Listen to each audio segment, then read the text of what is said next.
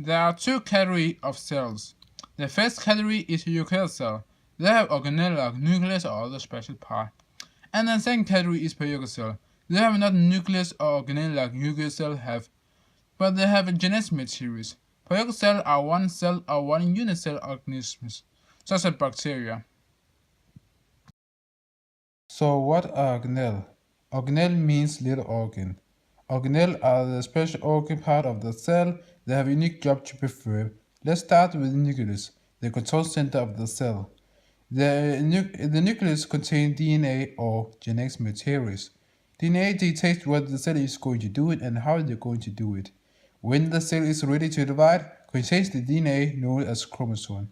The nucleus also contains the nucleolus, which is the structure where the ribosomes are made. After the ribosomes leave the nucleus, they will have an important job to synthesize or make proteins.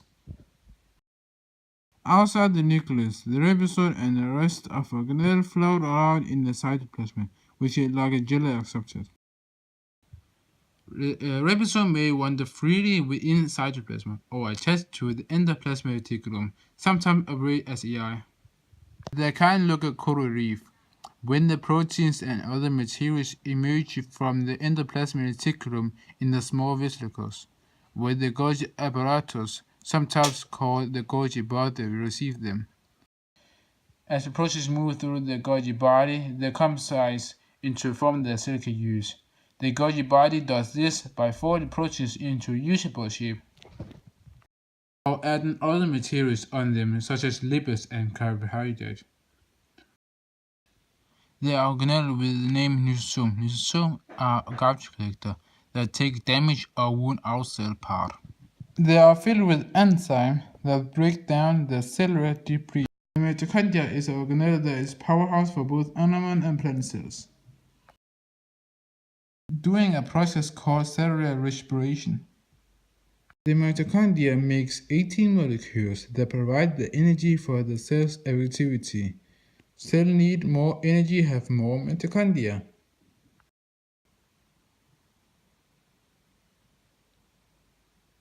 Meanwhile, the cell maintains its shape through a cytoskeleton. The cytoskeleton includes the cell-like microfilaments, which are made of proteins, and microtubules, which are made of thin hollow tubes. Now we go to sperm cell. The sperm cell has 23 chromosomes and the egg has 23 chromosomes.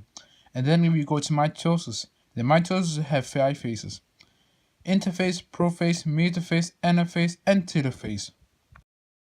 Prophase, where the chromosomes get thicker and tangled up, and the two chromosomes merge together in the middle where the place called centromere, and at the same time destroy the same membrane and the centrioles move to the pole.